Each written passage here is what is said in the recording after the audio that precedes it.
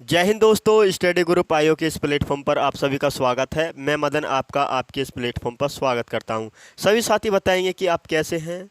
आशा करता हूं आप अच्छे होंगे, बेहतरीन होंगे। उम्मीद करता हूं साथियों अपनी तैयारी बहुत अच्छे से कर रहे होंगे।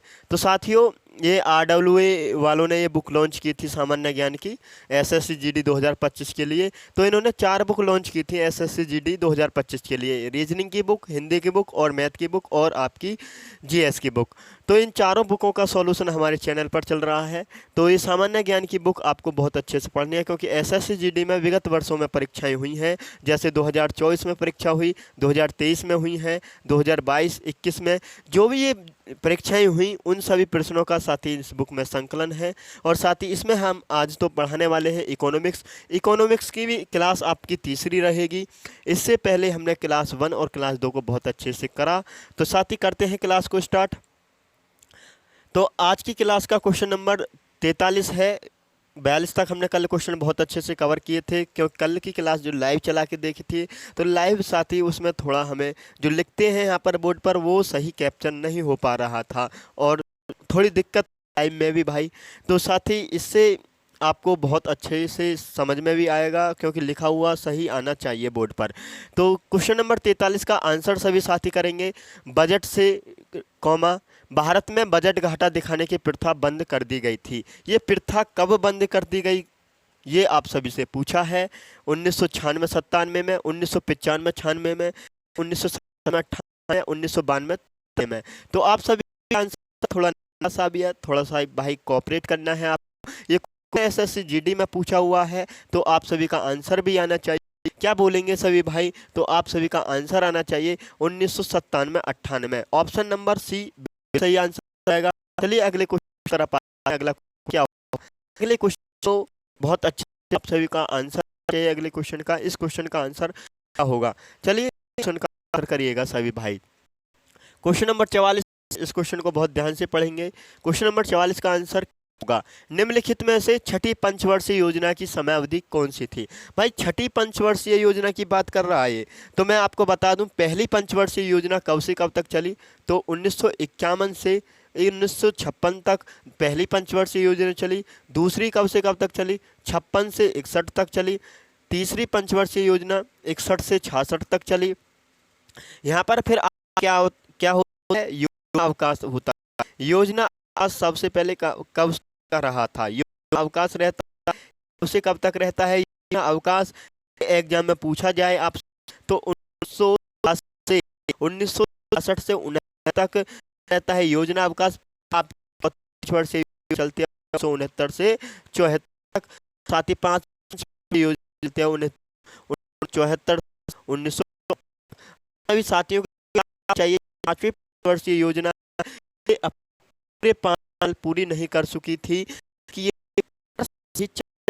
4 ये चली 1974 से 78 तक। फिर छठी पंचवर्षीय योजना 1978 से फिर यहाँ पर आपका योजना अवकाश आता है 1978 से 80। फिर से योजना अवकाश आता है। पर कौन सी योजनाएं चलाई गई थी? अनवरत योजना चलाई गई थी, रोलिंग प्लान चलाया गया था, क्योंकि इंदिरा गांधी जी की सरकार यहाँ पर गिर जाती है। पहली बार भारत गैर कांग्रेस सरकार बनती है। मोरारजी देसाई उस समय पीएम बनते हैं और मोरारजी देसाई क्या करते हैं? इन पंचवर्षीय योजनाओं को समाप्त कर देते हैं और यहाँ पर अनवरत योजना चलाई गई थी। ठीक है, फिर आपकी पंचवर्षीय योजना का टाइम पीरियड 1980 से तक। तो आप सब आंसर क्या हो? सभी का आंसर आना चाहिए 1980 से 85 तक ये छठी पंचवर्षीय योजना है। तो ये आपको डाटा याद करनी है। यहाँ पे टाइम पीरियड पूछा जाता है तो ऐसे ही क्वेश्चन आपसे पूछे जाते हैं। ठीक है, छठी पंचवर्षीय योजना की बात करते हैं भाई। छठी पंचवर्षीय योजना से और क्या क्वेश्चन बनते हैं? छठी पंचवर्षीय योजना, ये जो योजना थी उद्देश्य क्या रहा छठी पंचवर्षीय योजना का? उससे क्या रहा ये अभी को याद रखना है भैया। छठी पंचवर्षीय योजना उद्देश्य क्या रहा? तो क्या बोलेंगे आप सभी साथी? जल्दी से आप बताइएगा। गरीबी निवारण एवं आर्थिक विकास इसका उद्देश्य था। क्या था भाई? गरीबी निवारण एवं आर्थिक विकास इसका उद्देश्य था छठी पंचवर्षीय योजना का। एवं आर्थिक विकास, ये आप सभी को याद रखना है। उद्देश्य क्या रहा, छठी पंचवर्षीय योजना का उद्देश्य क्या रहा, तो आप सभी को याद रखना है भैया। उद्देश्य था इसका गरीबी को समाप्त किया जाए और एवं आर्थिक विकास किया जाए। तो छठी पंचवर्षीय योजना में विकास दर क्या रही होगी, ये भी आपको याद रखनी है। भाई विकास दर क्या रही होगी, मैं आपको बता दूं विकास दर, इसमें लक्ष्य क्या रखा छठी पंचवर्षीय योजना में, और साथ ही प्राप्ति क्या हुई, हमें प्राप्त क्या हुआ था। इसमें लक्ष्य क्या रखा गया, प्राप्ति क्या हुई, तो आप सभी को बताना होता है भैया। इसमें 5.2% की तो इसमें लक्ष्य रखा गया, 5% का लक्ष्य रखा गया, और 5.7% की इसमें प्राप्ति होती है। 5.1% में प्राप्ति है। साथ ही इसमें और क्या काम हुए हैं और क्या क्या कार्य हुए हैं। तो 6 बैंकों का राष्ट्रीय इसी पंचवर्षीय योजना के तहत किया गया था। 6 बैंकों का राष्ट्रीयकरण, 6 बैंकों का राष्ट्रीयकरण इसी पंचवर्षीय योजना के तहत किया गया था। तो कौन सी पंचवर्षीय योजना के तहत, छठी पंचवर्षीय योजना के तहत 6 बैंकों का राष्ट्रीयकरण किया गया। कब किया गया, डेट आपसे पूछ ले तो 1980 में 6 बैंकों का राष्ट्रीयकरण किया गया था। और ये 6 बैंकों की पूंजी आपसे पूछ ले, ये ऐसे कैसे, ये बैंक कौन से हैं जिनकी पूंजी भाई 200 करोड़ से ज़्यादा थी, जो 200 करोड़ से ज़्यादा थी, तो उन बैंकों का राष्ट्रीयकरण किया गया था। तो कितने बैंक थे, 6 बैंक थे। और क्या हुआ, 12 जुलाई 1982 को नाबार्ड की स्थापना होती है। 12 जुलाई 1982 को क्या होती है, नाबार्ड की स्थापना होती है। नाबार्ड की स्थापना होती है। सभी साथी बताएंगे नाबार्ड जो है ये आप, इसका मुख्यालय कहाँ है, नाबार्ड का मुख्यालय कहाँ है, तो आप सभी का आंसर क्या होगा, नाबार्ड का मुख्यालय, आप सभी बोलेंगे भैया नाबार्ड का मुख्यालय मुंबई है। और नाबार्ड की जो स्थापना हुई ये 12 जुलाई 1982 को होती है। किस समिति की सिफारिश पर होती है, ये आप सभी से पूछा जाए तो क्या बोलेंगे आप सभी, भैया शिवरामन समिति, शिवरामन समिति की सिफारिश पर नाबार्ड की स्थापना होती है।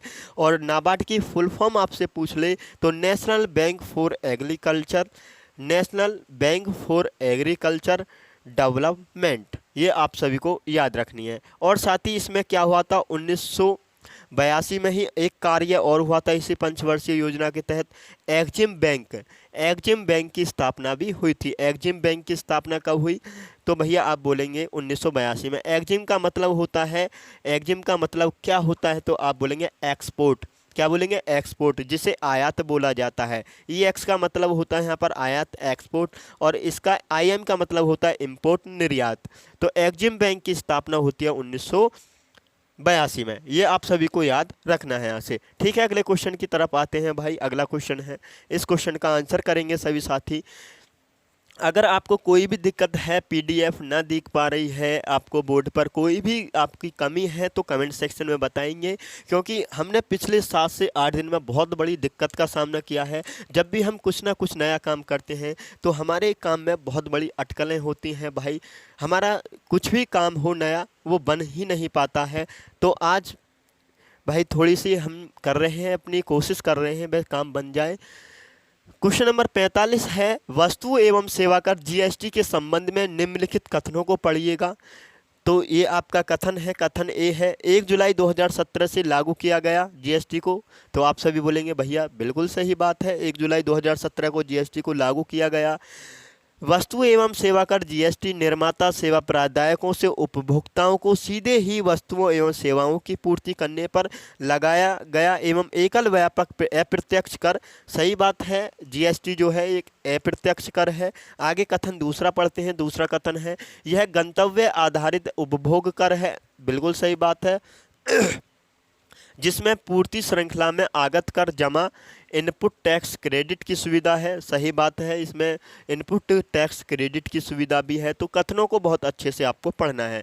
तो कथन है आपका केवल बी होगा, ए और बी दोनों होगा, या आप सभी का आंसर होगा केवल ए, या न तो फर्स्ट न ही बी, या तो न तो ए और न ही बी। तो आप सभी क्या बोलेंगे भैया, ए और बी दोनों सही हैं, ऑप्शन नंबर ए सही है। जीएसटी के बारे में आप सभी को पता होना चाहिए, मैं आपको बता दूं जीएसटी की फुल फॉर्म क्या होती है, goods and service tax, goods and service tax. और ये जो है जीएसटी ये कैसा कर है, तो आप सभी बोलेंगे भैया ये जो है ये अप्रत्यक्ष कर है। ये कैसा कर है, ये अप्रत्यक्ष कर है, ये आप सभी को पता होना चाहिए। जीएसटी को मंजूरी कब मिली, तो 101वां संविधान संशोधन होता है, 101वां संविधान संशोधन होता है। और जीएसटी को मंजूरी जो मिलती है वो कब मिलती है, मंजूरी 2016 को मिलती है। और साथ ही जीएसटी जो लागू कब हुई, जीएसटी लागू कब हुई, तो 1 जुलाई 2017 को, 1 जुलाई 2017 को जीएसटी को लागू किया गया। और 1 जुलाई को हम क्या बनाते हैं, सीए दिवस, सीए दिवस या जीएसटी दिवस ऐसे बोल सकते हैं भाई। जीएसटी लागू होने से तो सीए के मज़े आ गए, सीए के तो मज़े आ गए। तो 1 जुलाई को सीए दिवस, 1 जुलाई को जीएसटी दिवस। और 1 जुलाई को कौन सा दिवस और मनाते हैं, तो 1 जुलाई को डॉक्टर्स डे भी मनाते हैं, डॉक्टर्स डे भी मनाते हैं, डॉक्टर्स डे भी मनाते हैं 1 जुलाई को। ये सभी को पता होना चाहिए। और साथ ही जीएसटी जो है ये भारतीय संविधान में किस आर्टिकल में है, जीएसटी जो है ये आर्टिकल 279 ए में है। और साथ ही जीएसटी है, जीएसटी के कितने प्रकार हैं ये आपसे पूछ ले, तो जीएसटी के 3 प्रकार हैं, जीएसटी के 3 प्रकार हैं। कौन कौन से हैं, एक तो आपकी है आईजीएसटी, आईजीएसटी ये कैसी है, एकीकृत जीएसटी, ये कैसी है, ये एकीकृत जीएसटी है, एकीकृत जीएसटी है। फिर आपकी कौन सी प्रकार की जीएसटी है, तो आपको याद रखना है, एक है सीजीएसटी, सीजीएसटी, सीजीएसटी ये कैसी, ये कैसी जीएसटी है, तो भाई ये केंद्रीय जीएसटी है। ये कौन सा प्रकार है जीएसटी का, ये केंद्रीय जीएसटी का प्रकार है। एक आपका आ जाएगा एसजीएसटी, एसजीएसटी, एसजीएसटी ये आपका राज्य जीएसटी है, राज्य से संबंधित ये जीएसटी है। तो जीएसटी कितने प्रकार की है, 3 प्रकार की, आप सभी को याद रखना है। और साथ ही यहाँ पर क्वेश्चन ये बनता है, जीएसटी का मॉडल हमने किस देश से लिया है, ये आपसे पूछ ले। जीएसटी का जो मॉडल लिया है साथी, हमने कनाडा के मॉडल से ये आधारित है। जीएसटी जो है ये कनाडा के मॉडल पर आधारित है। जीएसटी किसके मॉडल पर आधारित है, कनाडा के मॉडल पर आधारित है। और जीएसटी जो हमने अपने देश में लागू की, किस समिति की सिफारिश पर की, ये आप सभी से पूछा जाए तो विजय केलकर समिति की सिफारिश से की थी। विजय केलकर समिति, विजय केलकर समिति की सिफारिश पर ये हमने की थी, ये आप सभी को याद रखना है। कौन सी समिति थी, विजय केलकर समिति। और साथ ही यहाँ पर पूछा जाता है इसका अध्यक्ष कौन होता है, जीएसटी का अध्यक्ष कौन होता है, क्या बोलेंगे आप सभी भाई, क्या बोलेंगे, तो जीएसटी का जो अध्यक्ष होता है मैं आपको बता दूं केंद्रीय वित्त मंत्री होता है। केंद्रीय वित्त मंत्री इसका जीएसटी का अध्यक्ष होता है, केंद्रीय वित्त मंत्री इसका अध्यक्ष होता है, केंद्रीय वित्त मंत्री। ठीक है, अब बात यहाँ से आती है भैया हमने जीएसटी को लागू तो कर दिया, जीएसटी लागू करने वाला भारत कौन से नंबर का देश बना है, तो जीएसटी लागू करने वाला भारत 161वां देश बना है, भारत 161वां देश बना है। और जीएसटी को लागू भारत में किस राज्य ने सबसे पहले किया था, तो भारत के किस राज्य ने सबसे पहले जीएसटी को लागू किया, तो असम राज्य ने जीएसटी को सबसे पहले अपने राज्य में शामिल किया, मतलब सबसे पहले इसने जीएसटी को लागू किया था असम राज्य ने भारत के अंदर भी। ठीक है, इतना आप सभी ने जाना।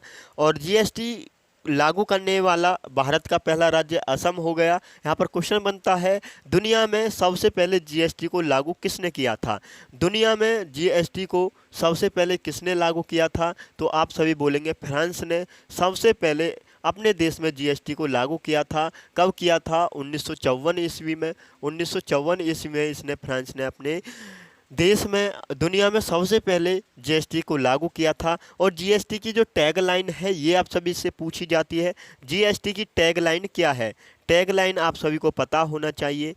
जीएसटी की जो टैगलाइन है वो क्या है, तो एक देश एक कर एक बाजार ये टैगलाइन है।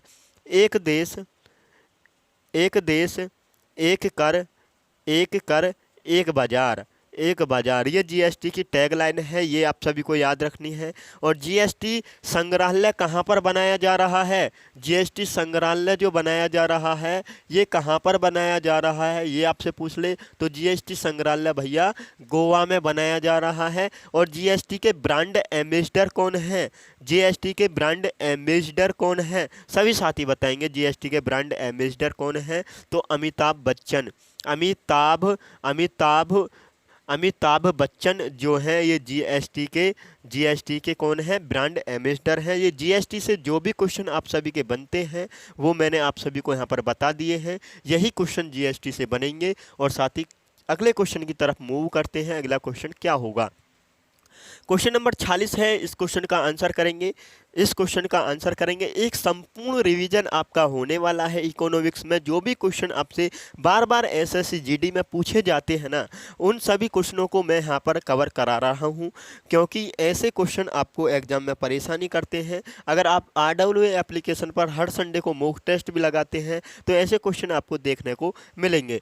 ठीक है, यहाँ पर साथी करते हैं। अब आपका क्वेश्चन नंबर 46 है, इस क्वेश्चन का आंसर करेंगे। क्वेश्चन नंबर 46 का, तो व्यापार और उद्योग के संबंध में डीपीआईआईटी का पूर्ण रूप क्या है? डीपीआईआईटी का पूर्ण रूप क्या है? ऐसे क्वेश्चन अक्सर एग्जाम में आपसे पूछे जाते हैं।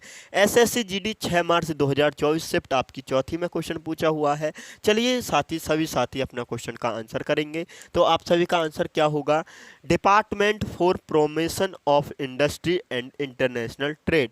तो क्या होगा? ऑप्शन नंबर ए होगा या ये आपका बी ऑप्शन है, development and promotion of industry and international trade. और सी ऑप्शन है, development and promotion of industry and international trade होगा। या डी ऑप्शन है, department for promotion of industry and international trade. तो आप सभी का क्या आंसर होगा? Option number A. गलती आपको करनी नहीं है, नेवर, कभी गलती नहीं करनी है, ऐसे क्वेश्चनों में कभी गलती नहीं करनी है। तो ऑप्शन नंबर ए सही हो जाएगा, department for promotion of industry and internal trade हो जाएगा ऑप्शन नंबर ए। अगले क्वेश्चन की तरफ आते हैं। अगला क्वेश्चन क्या होगा? इस क्वेश्चन का आंसर करेंगे। हरित क्रांति के पहले चरण में HYV बीजों के उपयोग से मुख्य रूप से किन राज्यों को लाभ होता है? HYV बीजों से ये जो बीज थे ये उच्च उपज वाले बीज थे जो हमने मैक्सिको से मंगाए गए थे। मैक्सिको से हमने कौन कौन से बीज मंगाए? धान के और गेहूं के उच्च उपज वाले बीज मंगाए थे। और जब ही हरित क्रांति के फलस्वरूप भी साथी गेहूं और चावल के उत्पादन में एक तीव्र वृद्धि हुई थी यहीं से। और हरित क्रांति के जनक भारत में कौन? MS स्वामीनाथन। विश्व में हरित क्रांति के जनक कौन है? तो नॉर्मन बोरलॉग है, ये USA के रहने वाले हैं। तो ये पूछा है HYV बीजों से किन राज्यों को सबसे ज़्यादा फायदा हुआ था? पंजाब, उत्तर प्रदेश और बिहार, या पंजाब आपका तमिलनाडु, केरल और कर्नाटक, या पंजाब, आंध्र प्रदेश और तमिलनाडु, या राजस्थान, गुजरात और महाराष्ट्र। ये क्वेश्चन देखो SSC GD में पूछा हुआ है। तो आप सभी का आंसर होगा पंजाब, आंध्र प्रदेश और तमिलनाडु। ठीक है, ऑप्शन नंबर सी सही है। अगले क्वेश्चन की तरफ आते हैं। और साथ ही वीडियो आपको अच्छी लगे तो भाई वीडियो को शेयर कर दिया करो, और चैनल पर नए हो तो चैनल को सब्सक्राइब कर लिया करो, और वीडियो को शेयर और साथ ही वीडियो को लाइक किया करो। क्वेश्चन नंबर 48 है, इस क्वेश्चन का आंसर करेंगे सभी साथी। इसका आंसर क्या होगा? किसी देश की अर्थव्यवस्था में सरकारी बजट का प्राथमिक उद्देश्य निम्नलिखित में से क्या है? सरकारी बजट का प्राथमिक उद्देश्य क्या होता है? SSC GD 1 मार्च 2024 शिफ्ट आपकी तीसरी में पूछा हुआ क्वेश्चन है। संसाधनों का कुशलतापूर्वक आवंटन करना, या मुद्रास्फीति दर ज्ञात करना, या आपका सी ऑप्शन है सकल घरेलू उत्पाद ज्ञात करना, या डी ऑप्शन है अंतर्राष्ट्रीय व्यापार को बढ़ावा देना। तो क्या होगा आप सभी का आंसर? तो किसी देश की अर्थव्यवस्था में सरकारी बजट का प्राथमिक उद्देश्य संसाधनों का कुशलतापूर्वक आवंटन करना, ये सबसे पहले होना चाहिए। ऑप्शन नंबर ए बिल्कुल सही हो जाएगा। अगले क्वेश्चन की तरफ आते हैं। अगला क्वेश्चन कौन सा है? क्वेश्चन नंबर आपका 49 है, इस क्वेश्चन का आंसर करेंगे। डैश डैश डैश एक ऐसी संपत्ति जिसका मालिक कर्जदार है, जैसे भूमि, भवन, वाहन, पशुधन, बैंकों में जमा राशि और इसका इस्तेमाल वह ऋणदाता को गारंटी देने के रूप में करता है जब तक कि ऋण का भुगतान नहीं होता है। तो ऐसे ऋणधारक को क्या कहा जाता है? एसएससी जीडी 1 मार्च 2024। आपका सिंगल क्वेश्चन भी यहाँ से नहीं बचने वाला, जो एग्जाम में पूछा जाता है वही क्वेश्चन आप पढ़िएगा, बार बार यही क्वेश्चन रिपीटेड होते हैं। समर्थक ऋणाधार या देनदारियाँ या ऋण या स्थायी परिसंपत्तियाँ। तो आप सभी का क्या होगा आंसर? तो आप सभी का आंसर आना चाहिए भैया ए ऑप्शन, समर्थक ऋणाधार। ऑप्शन नंबर आपका 1 सही है। ठीक है, अगले क्वेश्चन की तरफ आते हैं। अगला क्वेश्चन है अर्थव्यवस्था का कौन सा क्षेत्र बौद्धिक गतिविधियों और नवाचार का केंद्रित है? तो एसएससी जीडी 1 मार्च 2024 शिफ्ट आपकी तीसरी में क्वेश्चन पूछा हुआ है। चलिए इस क्वेश्चन का आंसर करेंगे। चतुर्थांतुक क्षेत्र, असंगठित क्षेत्र या प्राथमिक क्षेत्र या द्वितीयक क्षेत्र। तो आप सभी का क्या आंसर होगा? चतुर्थांतुक क्षेत्र आंसर आना चाहिए। अर्थव्यवस्था का कौन सा क्षेत्र जो बौद्धिक गतिविधियों और नवाचार पर केंद्रित है? तो भैया ये चतुर्थांतिक क्षेत्र पर ये संगठित है, ये आप सभी को केंद्रित है, ये आप सभी को याद रखना है। और साथ ही इस क्षेत्र में कौन कौन से चतुर्थ क्षेत्र है? अर्थव्यवस्था से थोड़े हटके क्षेत्र हैं। 3 तो मैंने आपको बताया रे, प्राथमिक क्षेत्र, द्वितीयक क्षेत्र, तृतीयक क्षेत्र। लेकिन 2 क्षेत्र और हैं जो अर्थव्यवस्था से थोड़े अलग हैं। तो चतुर्थ क्षेत्र में कौन कौन क्या क्या आता है? जैसे आपका चतुर्थ क्षेत्र में सरकार, संस्कृति, अनुसंधान। तो क्या क्या आता है भैया? सरकार, अनुसंधान आते हैं, सरकार आती है इसी में। और क्या क्या आता है इसमें भैया? शिक्षा आती है, सूचना प्रौद्योगिकी, संस्कृति,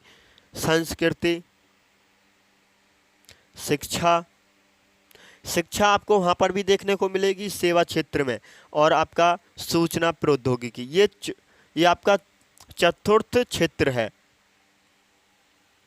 सूचना प्रौद्योगिकी, ये आपको याद रखनी है। यहीं पर आपसे बात कर ले, एक और है आपका पंचम क्षेत्र। पंचम क्षेत्र में क्या क्या आता है? पंचम क्षेत्र में क्या क्या आता है? तो आप सभी का आंसर क्या आना चाहिए भैया? पंचम क्षेत्र में जैसे विश्वविद्यालय हो गए, मीडिया हो गई, गैर लाभकारी संस्थाएं हो गई, ये आती हैं। तो क्या आप बोलेंगे भैया मीडिया जो है ये पंचम क्षेत्र में आती है, और आपका विश्वविद्यालय हो जाएगा, विश्वविद्यालय ये भी पंचम क्षेत्र में आती हैं, विश्वविद्यालय। और गैर लाभकारी संस्थाएं जो हैं ये आपकी पंचम क्षेत्र में आती हैं। ठीक है, गलती आपको करनी नहीं है, यहाँ से आपको इतना याद रखना है। अगले क्वेश्चन की तरफ आते हैं। अगला क्वेश्चन क्या होगा? क्वेश्चन नंबर आपका 51 है। इसका आंसर करेंगे सभी साथी। भारत में हरित क्रांति, ग्रीन रिवॉल्यूशन की अगुवाई मुख्य रूप से डैश किसने की थी? ये आप सभी से पूछा है। तो किसने की थी हरित क्रांति की अगुवाई? एम.एस. स्वामीनाथन ने, राधा कृष्णन ने, या एम.डी. स्वामी ने, या जॉन नॉर्मल ने? तो क्या बोलेंगे आप सभी का आंसर क्या होगा? जल्दी से अपना आंसर कमेंट सेक्शन में कीजिएगा। मैं आपसे पूछ लूँ भैया, हरित क्रांति जो शब्द है ये शब्द किसने दिया है? हरित क्रांति जो शब्द है ये शब्द किसने दिया है? क्या बोलेंगे आप सभी? विलियम गॉड ने हरित क्रांति शब्द दिया है। विलियम गॉड ने भाई हरित क्रांति शब्द दिया है। और ये किस देश के रहने वाले हैं? आप सभी का आंसर होना चाहिए भैया यूएसए के ये रहने वाले हैं, यूएसए के रहने वाले हैं। तो आप सभी का आंसर आना चाहिए था एम.एस. स्वामीनाथन ये भारत में हरित क्रांति के जनक हैं, और साथ ही इनका हाल ही में निधन हो गया है। हाल ही में इनका निधन हुआ था। कब हुआ था भैया? 28 सितंबर 2023 को इनका निधन हुआ था। 28 सितंबर 2023 को इनका निधन हो गया था। और साथ ही एम.एस. स्वामीनाथन को पद्मश्री पुरस्कार कब मिला?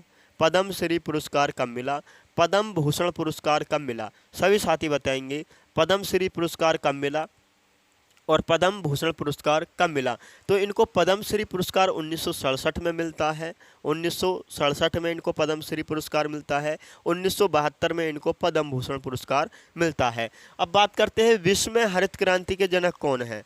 विश्व में हरित क्रांति के जनक कौन है? तो आप सभी का आंसर होगा नॉर्मल बोरलांग। नॉर्मल बोरलैंग ये विश्व में हरित क्रांति के जनक हैं, ये आप सभी को याद रखना है। किस देश के ये रहने वाले हैं, ये आपसे पूछ ले तो ये भैया यूएसए के रहने वाले हैं। और यहाँ पर क्वेश्चन ये पूछा जाता है हरित क्रांति कब शुरू हुई। हरित क्रांति जो शुरू हुई ये कब शुरू हुई, 1966-67 में सबसे पहली बार ये शुरू हुई थी, लेकिन बाद में ये बंद हो गई थी। 1983-84 में दूसरी बार हरित क्रांति शुरू हुई थी। ये आप सभी को याद रखना है। ठीक है, इतना आपको समझ में आया। यहाँ पर क्वेश्चन ये बन सकता है, अब आगे जो एग्जाम में क्वेश्चन बन सकता है, ये जो हरित क्रांति है साथी, ये हरित क्रांति कौन से पंचवर्षीय योजना के तहत स्टार्ट की गई थी। तो 1966-67 की बात हुई है, तो हरित क्रांति ये तीसरी पंचवर्षीय योजना में ये स्टार्ट हुई थी। तीसरी पंचवर्षीय योजना में इसे स्टार्ट किया गया था, ये सभी को याद रखना है। अगले क्वेश्चन की तरफ आते हैं। अगला क्वेश्चन क्या है, क्वेश्चन नंबर आपका 52 है। केंद्र में तेजी से बदलती राजनीति स्थिति के कारण 1990 में भारत की पंचवर्षीय योजना नहीं हो सकी। कौन सी पंचवर्षीय योजना नहीं हो सकी थी राजनीति के कारण, ये आप सभी को याद होना चाहिए। 1990 में, तो भाई मैंने आपको छठी तक आपको बताया था, छठी पंचवर्षीय योजना का टाइम पीरियड 1985 से 1990 तक, सॉरी 1980 से 1985 तक छठी पंचवर्षीय योजना थी।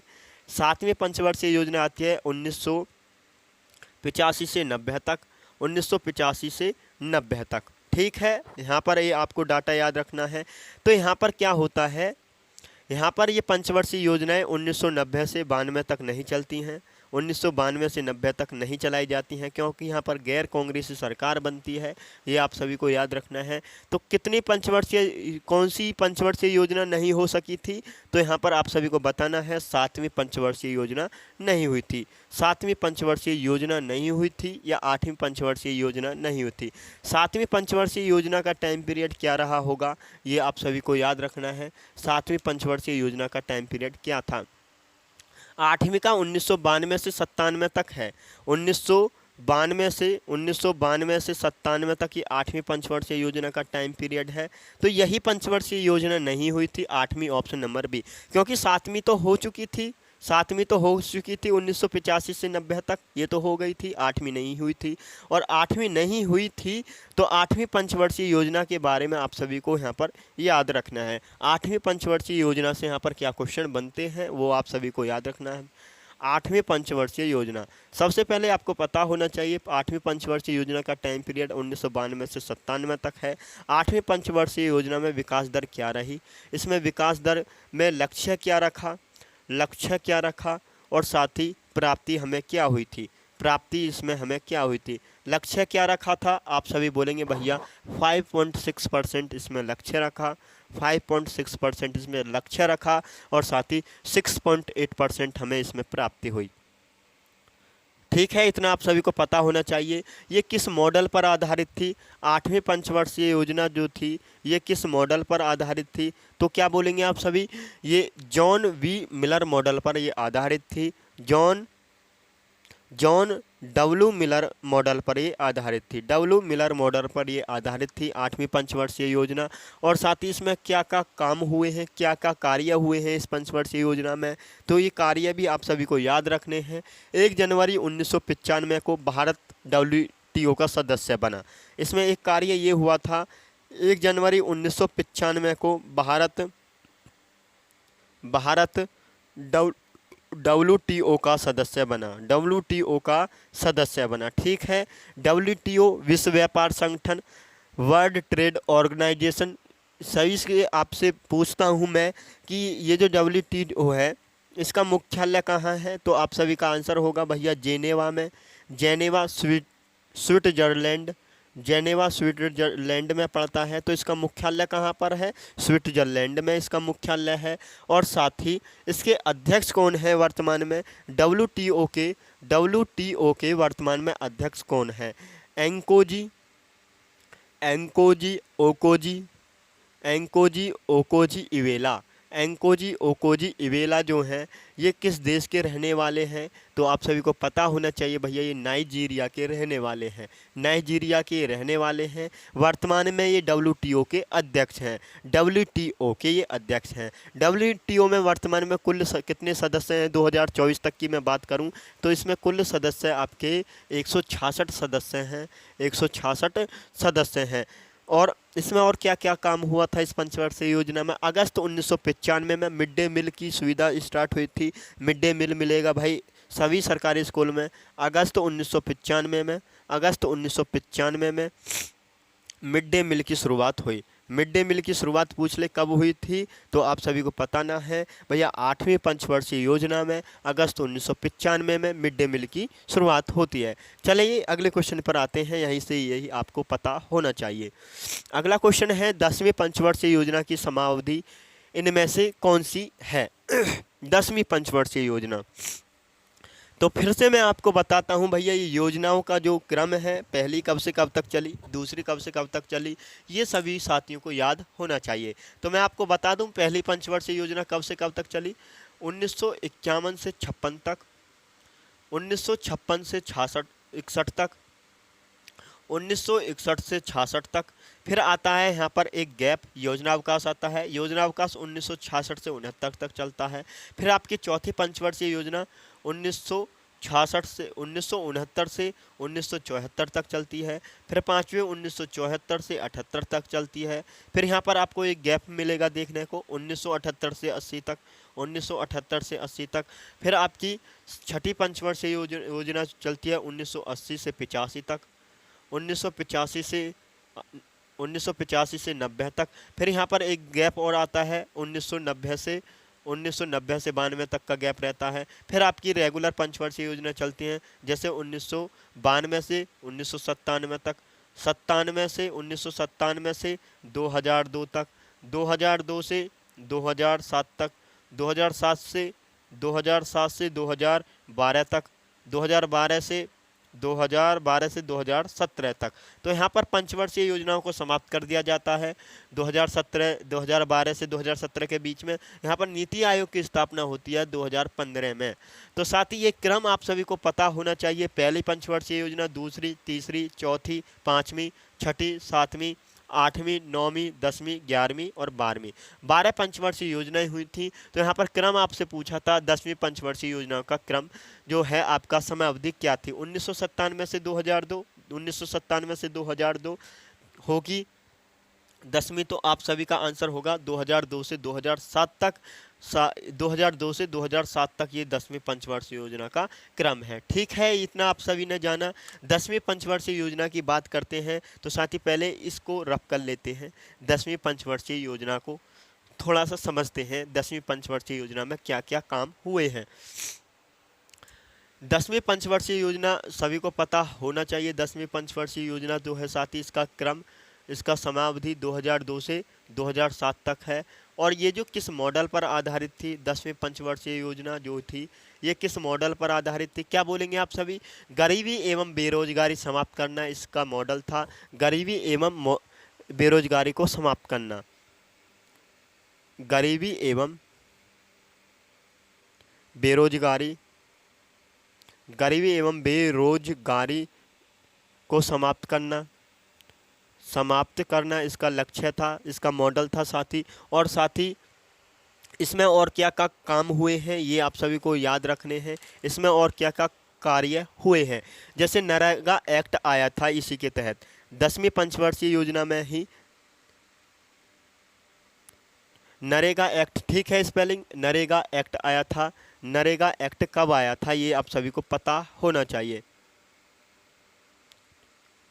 नरेगा एक्ट कब आया? तो आप सभी बोलेंगे भैया नरेगा एक्ट जो आया 2005 में आया। और लागू कब हुआ था ये नरेगा एक्ट? तो डेट आपको याद रखनी है, 25 अगस्त 2005 को नरेगा एक्ट आया था। 25 अगस्त 2005 को नरेगा एक्ट आया था, ये डेट आपको याद रखनी है। इस नरेगा एक्ट के तहत क्या काम किया गया था? 100 दिन की रोजगार की गारंटी देता है। 100 दिन के रोजगार की गारंटी देता है।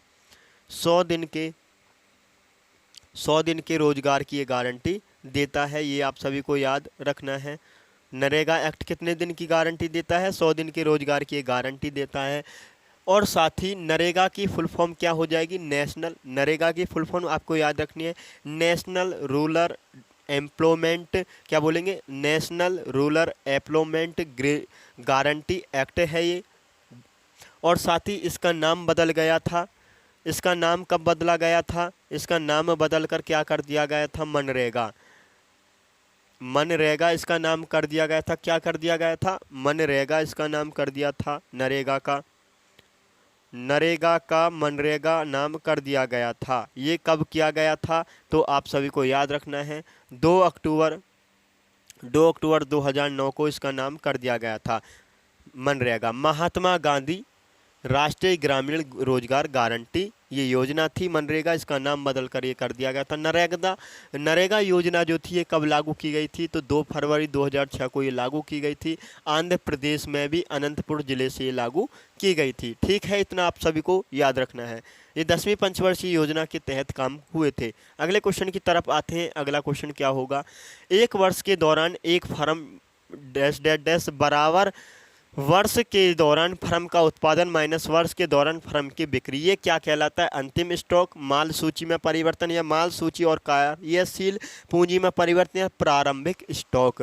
तो आप सभी का क्या आंसर होगा? ये भैया ये होता है माल सूची में परिवर्तन। ऑप्शन नंबर आपका बी सही है। अगला क्वेश्चन है, इस क्वेश्चन का आंसर करेंगे। इस क्वेश्चन का आंसर सभी साथियों का आंसर आना चाहिए। भैया क्या होगा इस क्वेश्चन का आंसर? कमेंट सेक्शन में आप सभी का आना है।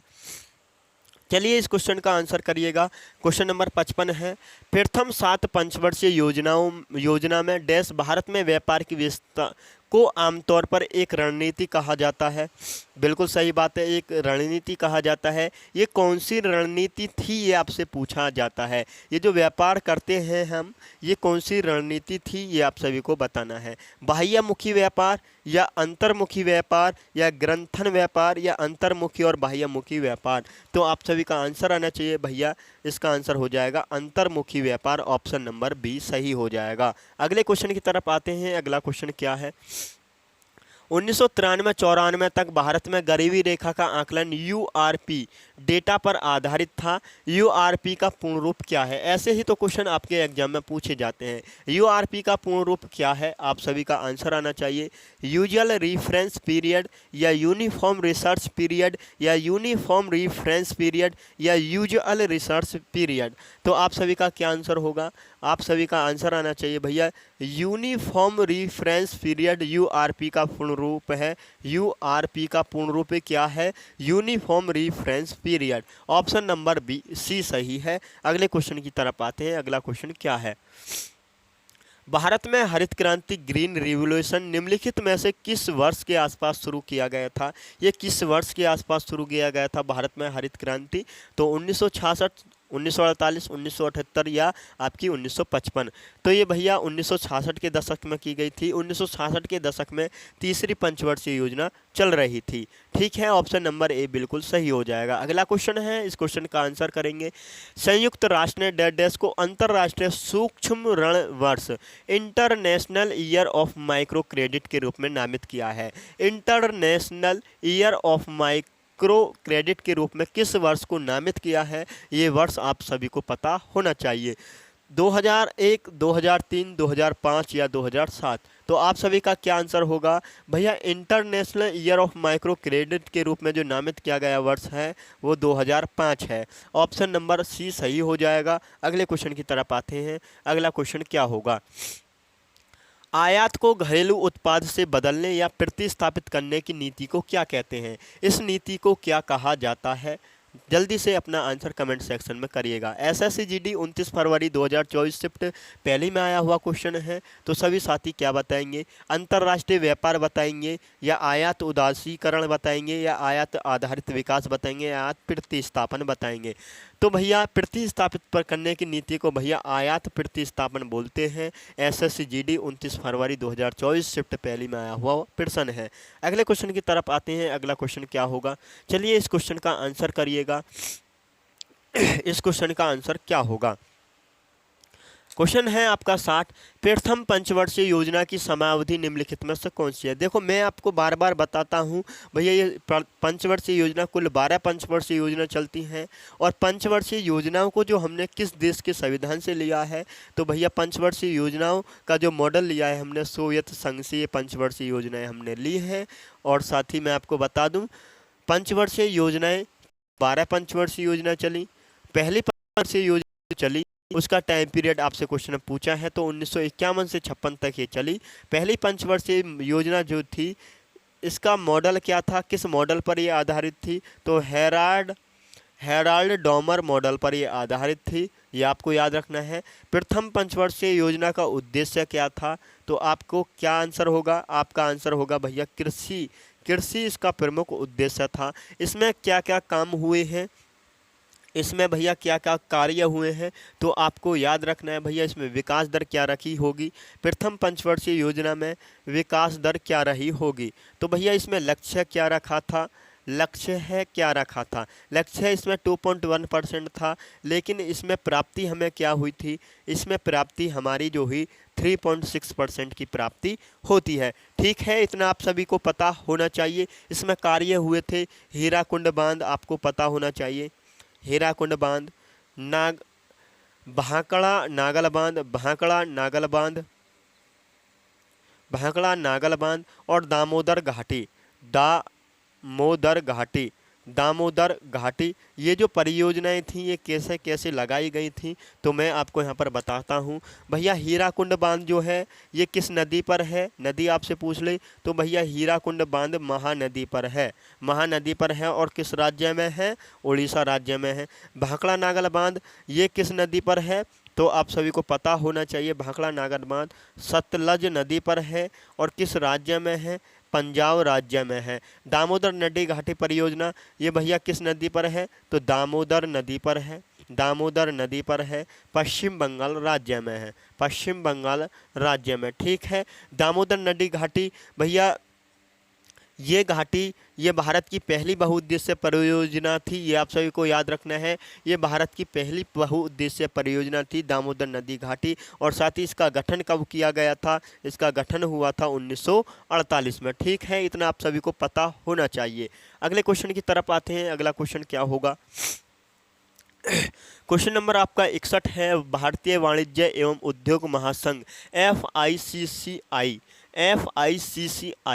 का गठन किस वर्ष किया गया था, इसका गठन हमने किस वर्ष किया गया, इसका गठन हमने कब किया गया था, तो ठीक है FICCI इसका गठन हमने 1920 में किया, या 1927 में, या 1923, या 1917। तो आप सभी बोलेंगे FICCI का गठन ये हमने 1927 में किया गया था, 1927 में इसका गठन हुआ था, ये आपको याद रखना है। और साथ ही इसकी स्थापना जो होती है, FICCI की स्थापना महात्मा गांधी के निर्देशन में होती है। महात्मा गांधी के निर्देशन में भारतीय उद्योगपतियों के एक समूह द्वारा इसकी स्थापना की गई थी, ये आप सभी को याद रखना है। FICCI का लक्ष्य क्या रहा होगा, ये आपको याद रखना है। उद्योगपतियों के हितों की रक्षा करना इसका लक्ष्य था, तथा उद्योग की वृद्धि एवं विकास करना इसका एक लक्ष्य था, ये आप सभी को याद रखना है। ठीक है, अगले क्वेश्चन की तरफ आते हैं। अगला क्वेश्चन है, इस क्वेश्चन का आंसर करेंगे। क्वेश्चन नंबर आपका 62 है, परिवहन और भंडारण आर्थिक गतिविधि के किस क्षेत्र के अंतर्गत आता है, ये किस क्षेत्र के अंतर्गत आता है, तो आप सभी का आंसर होगा प्राथमिक क्षेत्र के अंतर्गत तो कृषि, वानिकी, मत्स्य, खनन, पशुपालन ये सभी आते हैं प्राथमिक क्षेत्र में। द्वितीयक क्षेत्र में क्या आती है, उत्पादन हम किस चीज़ों का कर सकते हैं, जैसे कार का उत्पादन कर सकते हैं, खाने का उत्पादन कर सकते हैं, कपड़ों का उत्पादन कर सकते हैं, और साथ ही घर का उत्पादन कर सकते हैं। तो उत्पादन हम चीज़ों का कर सकते हैं, द्वितीयक क्षेत्र में आते हैं। तृतीयक क्षेत्र जो है ये सेवा क्षेत्र है। सेवा क्षेत्र में क्या क्या आते हैं, आपका परिवहन, संचार, बैंकिंग, बीमा, वित्त, व्यापार, आपका हॉस्पिटल जो हैं ये सभी आपके सेवा क्षेत्र में आते हैं। कहने का मतलब तृतीयक क्षेत्र में आते हैं। ऑप्शन नंबर आपका डी सही हो जाएगा। परिवहन और भंडारण और आर्थिक गतिविधि के किस क्षेत्र में आते हैं? ये तृतीयक क्षेत्र में आते हैं। ऑप्शन नंबर आप सभी का कौन सा होगा? यहाँ पर ऑप्शन नंबर डी सही है। अगले क्वेश्चन की तरफ आते हैं। अगला क्वेश्चन क्या होगा? कृषि उपज का वह अंश जो किसानों द्वारा बाजार में बेचा जाता है डैश कॉमा कहलाता है। क्या कहलाता है ये? क्या कहलाता है ये आप सभी से पूछा है। उत्पादित अधिशेष या विपदित अधिशेष या उत्पादित घाटा या विपदित घाटा, तो क्या कहलाता है ये? तो आप सभी का आंसर होगा भैया ये कहलाता है विपदित अधिशेष। वे इसका मतलब क्या होता है? विपदित अधिशेष का मतलब क्या होता है? तो किसानों द्वारा किया गया कुल उत्पादन, किसानों द्वारा कुल किया गया उत्पादन माइनस जो किसानों ने उत्पादन किया है उसमें से हम माइनस करते हैं स्व उपभोग के लिए रखा उत्पादन का हिस्सा। वो स्वयं के लिए भी तो कुछ उत्पादन का हिस्सा रखता है, तो उसमें से इसको माइनस कर लो तो आपका विपदित अधिशेष आ जाता है। ठीक है, इतना आप सभी को समझ में आया होगा। अगले क्वेश्चन की तरफ आते हैं। अगला क्वेश्चन क्या होगा?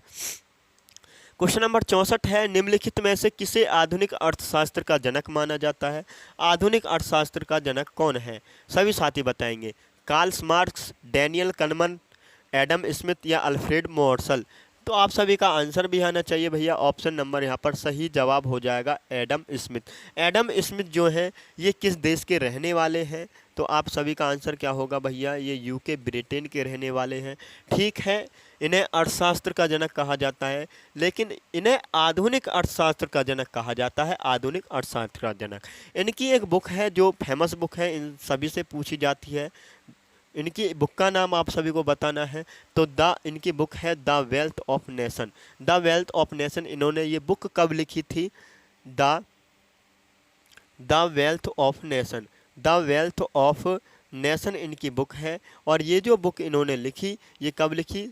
ये 1774 में इन्होंने ये बुक लिखी थी। लेकिन आप बोलेंगे भैया अर्थशास्त्र के जो जनक हैं वो कौटिल्य भी कहे जाते हैं, कौटिल्य भी कहे जाते हैं। कौटिल्य को साथ ही विष्णुगुप्त भी कहा जाता है, यह भी आपको याद रखना चाहिए। विष्णुगुप्त भी कहा जाता है। और कौटिल्य को क्या क्या कहा जाता है? चाणक्य भी कहा जाता है कौटिल्य को। ठीक है, गलती नहीं करनी है, चाणक्य भी कहा जाता है। ये भी तो अर्थशास्त्र के जनक हैं, लेकिन ये अर्थशास्त्र के जनक हैं जो इन्होंने अर्थशास्त्र लिखा था। इनका जो अर्थशास्त्र था, इनका जो संबंध था ना, इनके अर्थशास्त्र का संबंध वो राजनीति से था, राजनीति से था। इनका संबंध सीधे आधुनिक हिसाब में देखें तो इनका संबंध अर्थशास्त्र से है, तो इसलिए इन्हें आधुनिक अर्थशास्त्र का जनक कहा जाता है। लेकिन कौटिल्य का जो अर्थशास्त्र था वो राजनीति से संबंधित था। और साथ ही कौटिल्य किसके दरबार में रहते थे? तो आप सभी का क्या आंसर होगा? चंद्रगुप्त मौर्य के दरबार में ही रहते थे। ठीक है, इन आपको सभी को याद रखना है, चंद्रगुप्त मौर्य के दरबार में रहते थे। अगले क्वेश्चन की तरफ आते हैं। अगला क्वेश्चन क्या होगा? अगला क्वेश्चन है भारत की अंतिम पंचवर्षीय योजना निम्नलिखित में से कौन सी है? अंतिम पंचवर्षीय योजना कौन सी है? तो आप सभी का आंसर क्या होगा? अंतिम पंचवर्षीय योजना कौन सी है? 12वीं, 10वीं, 9वीं, 11वीं। देखो ये question SSC GD normal question है, आप सभी यहाँ पर कर पाएंगे। तो 12वीं पंचवर्षीय योजना थी और इसका टाइम पीरियड था साथी 2012 से 2017 तक इसका टाइम पीरियड रहा है। 11वीं का 2007 से 2012 तक 11वीं पंचवर्षीय योजना थी। और 10वीं जो थी थी आपकी 2007 से 2000 आपकी 10वीं पंचवर्षीय योजना थी 2002 से 2007 तक ये चली थी। 9वीं आपकी चली थी 1997 से 2002 के बीच ये चली थी 9वीं पंचवर्षीय योजना। टाइम भी आपको, समाप्ति भी आपको यहाँ पर याद होनी चाहिए। और पंचवर्षीय योजना, ये जो 12वीं पंचवर्षीय योजना, इसका उद्देश्य क्या रहा? इसका उद्देश्य था तीव्र, धारणीय एवं अधिक समावेशी विकास के लक्ष्य को प्राप्त करना था इसका उद्देश्य। ठीक है, अगले क्वेश्चन की तरफ आते हैं। अगला क्वेश्चन है, इस क्वेश्चन का आंसर करेंगे।